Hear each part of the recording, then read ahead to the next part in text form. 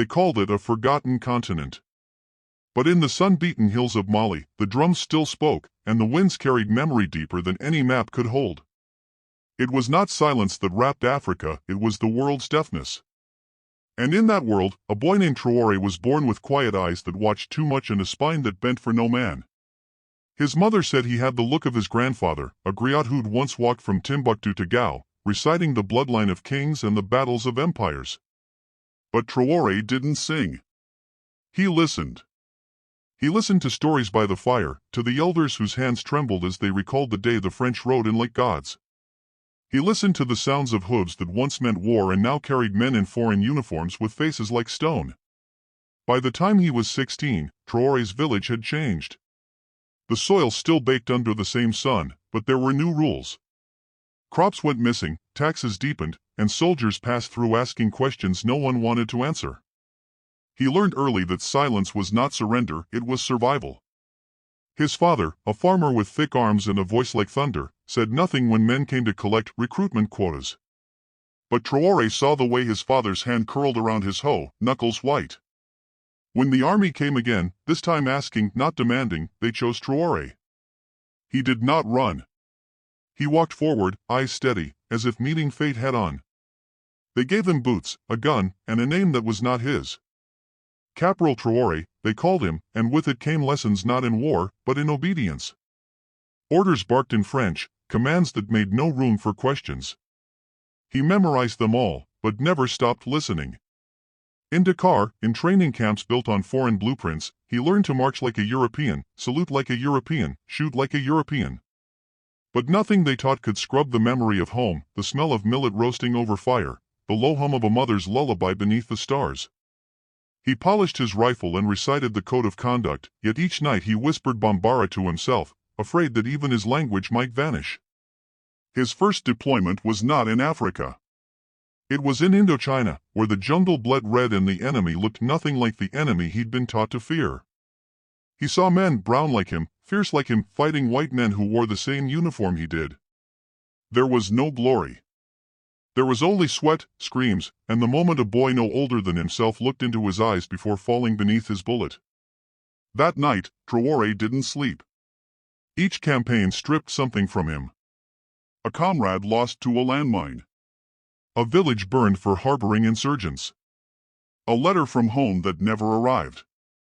The war hardened some, it hollowed him. He began to notice the patterns.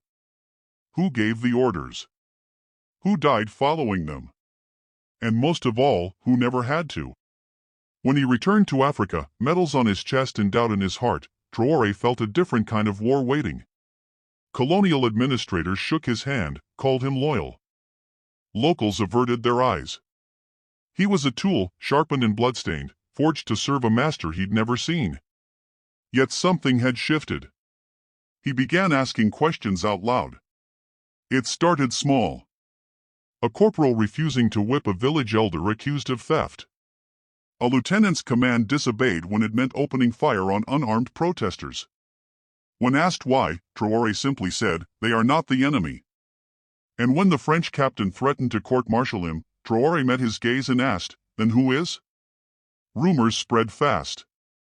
They called him the quiet captain, though he was not yet a captain. He spoke little, but when he did, men listened. Some mocked him. Others followed. In the barracks, late at night, young recruits gathered around his cot and asked about Pan-Africanism. He told them about Nkrumah in Ghana, about the speeches of Lumumba, the rise of the African voice. He read them Frantz Fanon's words like scripture, translating sentence by sentence into the tongues they understood. But Traore was not a preacher. He was a soldier. And the deeper he went into the heart of the empire's machinery, the more he saw its rust. Commanders who drank away rations. Policies that punished loyalty. Villages raided for sport. Every injustice lit another fire in him, until he could no longer walk the line between duty and dignity. One morning, a sergeant approached him and said, "You're going to get yourself killed." Traore smiled, slow and tired. "Maybe," he replied. "But better that than to forget who I am." When the order came to clear out a village suspected of aiding rebels, Traore refused. Publicly. Loudly. He stood before his unit, rifle lowered, and said, "We will not burn our own homes." There was silence. Then one by one, soldiers began to lower their weapons too. The report reached Dakar by sundown. They called it insubordination. They called it a crisis. But in the fields of Mali, word spread like wildfire, a soldier had stood up.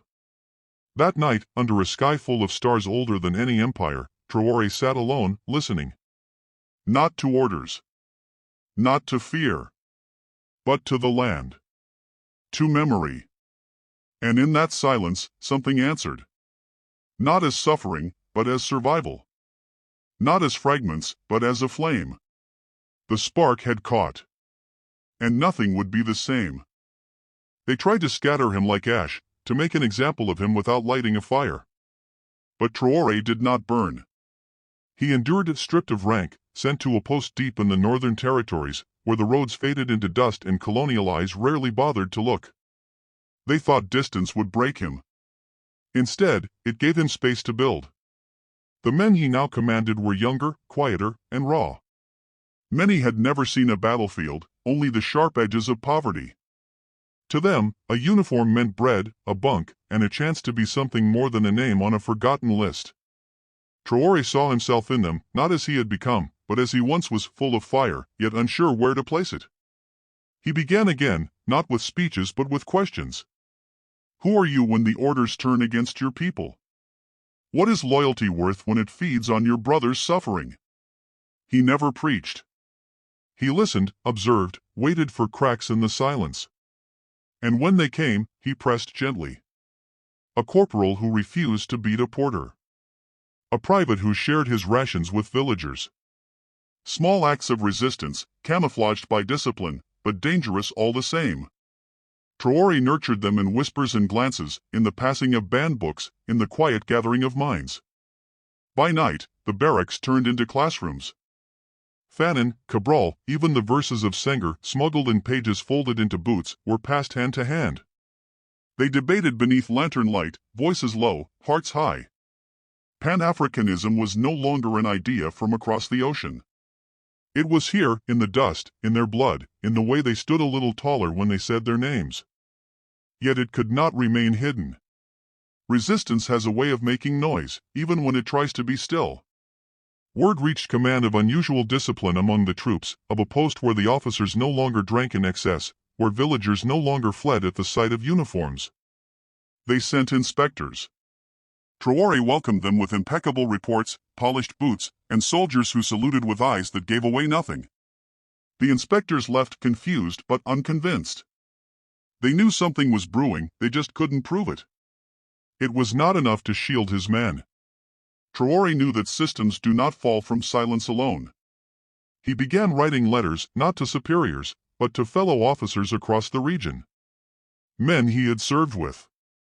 Men who had doubts but lacked the courage to voice them. He wrote in careful prose, cloaking sedition in morality. He asked, "What do you owe to an empire that does not see you?" Some letters returned unopened. Others came back with single sentences, "I remember. I see now. I'm ready." A network was forming, slow and cautious, stitched together by memory and the shared ache of betrayal. But not all watched with sympathy. There are always those who profit from still waters, and Traore had stirred too many. One evening, a captain arrived unannounced at the outpost, claiming an inspection. He came with questions too sharp, a gaze too fixed. Traore answered each one without flinching. When the man departed, he left behind a warning, "You have their hearts, but not the law." Soon after, the summons arrived. A disciplinary hearing in the capital. The charge, conduct unbecoming of an officer, with whispers of treason barely concealed. Traore did not resist. He dressed in his cleanest uniform, kissed the forehead of the village chief's daughter who'd stood beside him in many silent protests, and left without a word. The courtroom was a theater dressed as justice. Colonial flags hung stiff behind the judges, their faces pale and tired. Reporters filled the benches, scribbling for headlines already written. Traore stood tall, hands behind his back, eyes steady. The prosecutor recited his crimes: refusal to enforce orders, distribution of banned literature, subversion of military loyalty. When they asked if he would speak in his defense, Traore stepped forward. His voice did not rise. It resonated. I was taught to serve. I did. I was taught to fight. I did. But I will not be taught to forget who I am. We were not born to be the fingers of someone else's hand. Africa is not a shadow behind Europe's throne. She is the fire under her own sky. If that is treason, then so be it. The silence that followed was louder than any verdict. Outside, a crowd had gathered: students, soldiers, vendors, mothers with children on their backs. They held no signs, carried no weapons. Only their presence, their waiting, was rebellion enough. The court sentenced him to confinement. No execution, no exile, just a cell, where he could disappear quietly. But some men cannot be locked away. From that cell, letters flowed like rivers. Poetry, instruction, memory. Guards passed them unknowingly. Fellow inmates memorized them, line by line, and sent them out by breath and by word.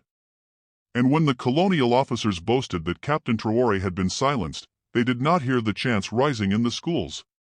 They did not see the graffiti on city walls: "We are many. We are Traore." They did not notice how young soldiers refused orders without explanation, how old villagers lifted their heads just a little higher. The captain had become more than a man. He was no longer just Traore. He was the resistance itself. The cell was small, barely large enough for a cot and a cracked window that let in more dust than light. But Traore did not mark the days with bitterness. Each sunrise was a reminder that somewhere beyond the bars, the world still turned, and with it, the slow, heavy wheel of change. His body remained caged, but his voice had slipped the lock. The guards grew uneasy. They heard his name chanted at markets, carved into school desks, whispered in the barracks at night. What was supposed to be confinement had become a forge. The authorities tried to move him first to a remote prison near the desert, then to an island far from the mainland. But distance did not muffle him. Instead, it gave his words more weight, as if even exile could not deny the gravity of his cause. Then came the year the empire began to crack. Across the continent, colonies stirred. In the streets of Accra, in the fields of Bamako, in the universities of Algiers, the tide surged. Flags that had once fluttered beneath foreign winds were now burned or buried. Young voices demanded more than reform. They demanded rebirth. And in the heart of that storm, Traore's name surfaced not as a martyr but as a signal. He never asked for revolution. He never called himself a leader. But when Mali's new republic formed its first provisional council, the choice was clear. From prison, Traore was summoned not to stand trial, but to stand witness. The same courtroom that had condemned him now opened its doors to cheers. The crowd outside roared his name, not out of pity, but pride. He walked in alone, wearing the same boots they had once tried to strip from him. His back was straight. His eyes unwavering. They asked him to speak, and this time, the world listened. "I have no interest in revenge," he said. "But we cannot build freedom on the bones of silence. If we are to rise, let it be together, blacksmith and scholar, farmer and fighter, woman and man, not in someone else's image, but our own." The speech was transcribed in 5 languages before dusk. Students carried it folded in their breast pockets. Mothers repeated it to their children. Even rival generals paused to consider its weight. But the new world did not come cleanly. For every statue toppled, there were still chains, less visible but no less cruel. Foreign aid wrapped in debt. Puppet regimes in new suits. A war of ideologies where bullets often spoke louder than ballots. Traore understood this. Freedom was not an event. It was a long, winding road paved with betrayal and courage. He refused office. He refused medals. Instead, he traveled from school to school, village to village, sitting with elders, laughing with children, kneeling beside farmers. He carried no guard. He needed none. Where he walked, people opened their doors, offered him water, called him Baba, Father. Not because he ruled, but because he remembered. Years passed. His hair grayed. His gait slowed. But his fire did not dim. Even when younger activists grew restless, calling him too patient, too forgiving, he did not argue. He only told them stories of what it meant to lose friends in foreign jungles, to taste blood in your mouth when you knew your hand had obeyed a cruel command. He taught them that anger was a tool, but justice was a journey. When the universities held their first Pan-African Congress on free soil, Traore was invited to speak. Thousands gathered under the open sky, some seated on stones, others standing on rooftops just to catch his words. He stepped to the front, voice hoarse with age but clear. They said we were a continent forgotten, he began. But we were always awake. In the hush of the forest, in the rhythm of the drum, in the defiance of breath that refused to stop. We were never waiting for freedom. We were shaping it. And we still are. They wept. They cheered. But more than that, they remembered. He died quietly, years later, in the same village where he'd first been taken as a boy. No grand announcement. Just a bell tolling at dawn. The elders washed his body with river water, wrapped him in a simple cloth, and buried him beneath the baobab tree, where griots once sang and children still played. But his grave did not stay silent for long. Pilgrims came, not to mourn, but to reflect. Writers left verses. Farmers left seeds. Soldiers left medals they no longer needed. A small stone sat at the base of the tree, carved not with titles, but a single word, remember. His story did not end with his death. It kindled others. Across Africa, resistance took root in classrooms and street corners, in the minds of those too young to have known him, yet stirred by the legacy he left behind. His name was etched not in marble, but in flame, in the way voices rose without permission, in the way communities chose dignity over fear, in the way a continent began, truly, to define itself. Not as a pawn. Not as a victim. But as a power. Traore did not give Africa its voice. He reminded it that it never lost one. And the echo still rises.